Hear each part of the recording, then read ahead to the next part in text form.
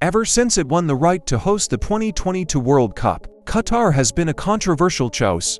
The Persian Gulf countries' scorching climate made it impossible to hold the competition during the usual summer slot, so it was switched to November and December just when national leagues are in full swing. Deprived of their star players, domestic competitions will have to shut down for up to 6 weeks.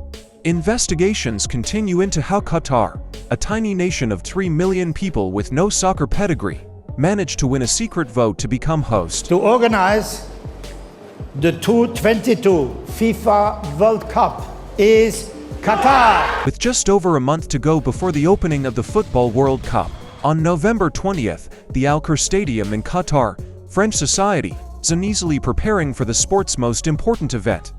In the media and social media, the debate is swelling about whether or not to watch the competition. The issues brought up include the often disgraceful working conditions inflicted on workers who built the tournament's infrastructure, the numerous deaths on construction, the likely very high carbon footprint, LGBT+ rights, and suspicions of vote buying in 2010, when Qatar won the right to organize the World Cup. In February 2021, The Guardian said 6,500 migrant workers from India, Pakistan, Nepal, Bangladesh, and Sri Lanka had died in Qatar since it won its World Cup bid. The number is based on figures provided by the country's embassies in Qatar. However, the Qatar government has said the total is misleading, because not all the deaths recorded were of people working on World Cup-related projects. It said that many of those who died had worked in Qatar for several years and could have died from old age or other natural causes. What does the Qatar government say? While denying allegations that laborers are ill-treated, the government has been building some new living quarters and promised to improve safety. Qatar introduced new labor laws in 2020 designed to guarantee a minimum wage and make it easier to move jobs in what it says is an effort to dismantle the kafala system.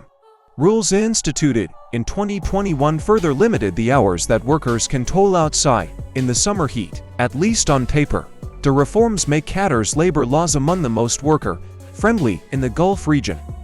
Rights groups acknowledge that working conditions have improved in recent years, but continue to publish reports documenting unpaid wages, illegal recruitment fees, and poor enforcement of labor rules.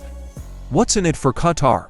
Qatar is betting the tournament will help to modernize its image and make it a tourism and business destination on par with regional rival Dubai. The World Cup is the world's most-watched sports event, with the last one held in Russia in 2018 attracting 3.6 billion television and online viewers. Bloomberg Intelligence estimated that Qatar was on course to complete $300 billion of infrastructure projects before the opening game on November 20th. That looks like a lot for a country smaller than Connecticut, but Qatar is one of the world's wealthiest nations thanks to vast natural gas reserves. Organizers expect the event to add $17 billion to the economy, equivalent to about 10% of gross domestic product in 2021. Why the outcry over migrant workers?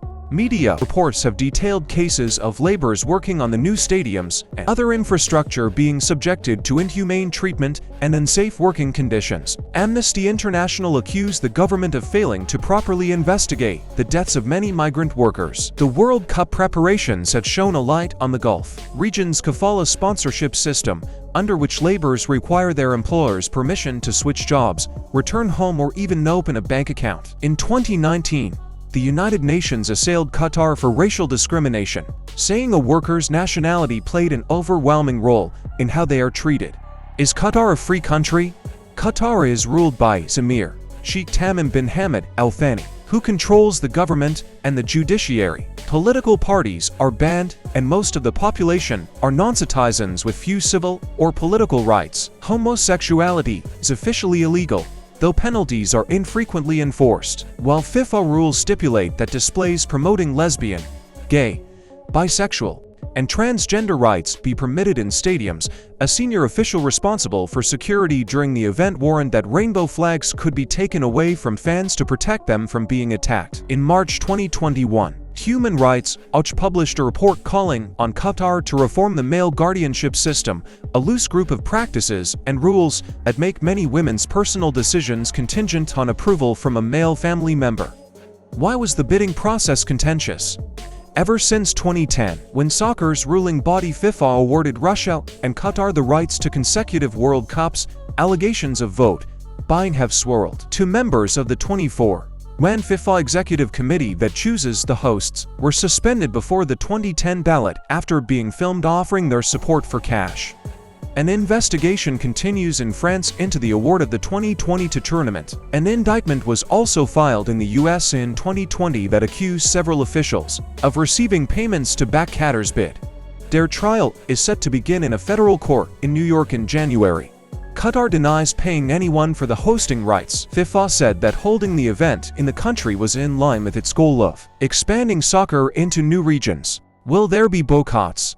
Players and teams in Norway and fans in Denmark called for boycotts, but soccer authorities in participating countries ultimately rejected the idea. Amnesty and others groups said enforcement of Qatar's labor reforms has fallen short, but note the changes have been positive overall and push back on the idea of a stay away. Sportswear manufacturer Hummel said it changed its design for the Danish national team uniforms because the brand doesn't wish to be visible during a tournament that has cost thousands of people their lives. What will it be like for fans? The weather should be quite pleasant.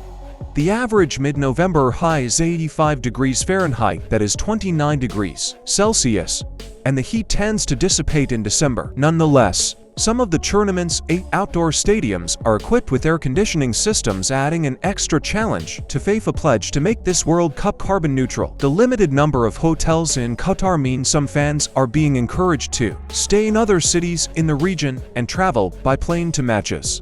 How should fans behave in Qatar? The country's dress code reflects its Muslim traditions.